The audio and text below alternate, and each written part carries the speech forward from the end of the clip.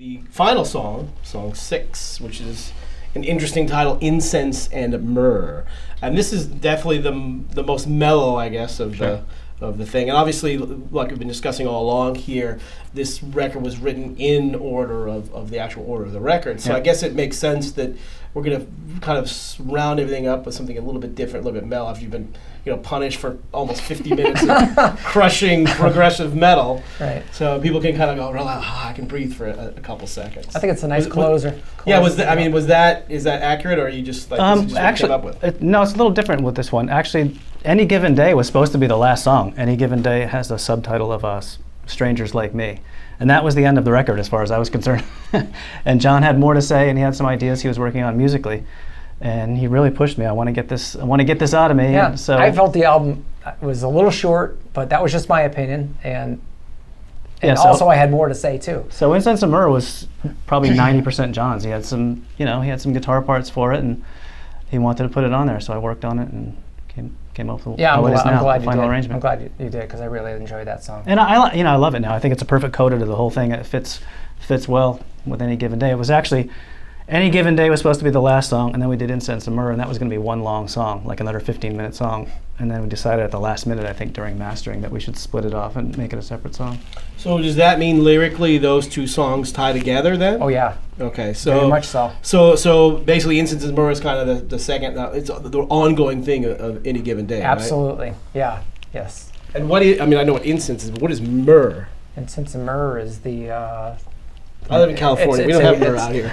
Aren't they some of the gifts, incense and myrrh and frankincense and all that? They were gifts for. It's burned as a It's what I'm doing here is actually it's duplicating a funeral service. Looking down upon yourself.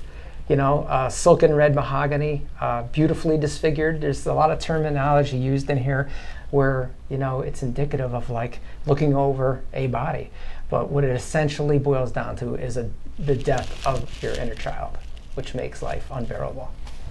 Now, as a lyricist, you especially, I think, we used to way back in the day with Fred Tony, like sit down and go, story time, tell me the stories. Yeah, I remember that. Yeah. You paint these amazing pictures in all your lyrics, whether it's the early stuff or the stuff now. How does that come out of you? Like, did you ever do a lot of creative writing or anything like that? Because like I said, you're painting these very interesting pictures with a lot of sort of difficult dialogue to read into. It's not easy. It's not like just any guy down the street can kind of write this sort of poetry. And I don't know. It's sometimes. Well, you know what? It's in interpreting some of Jim's. Musical arrangements, they evoke emotion, and certain things in songs evoke emotion.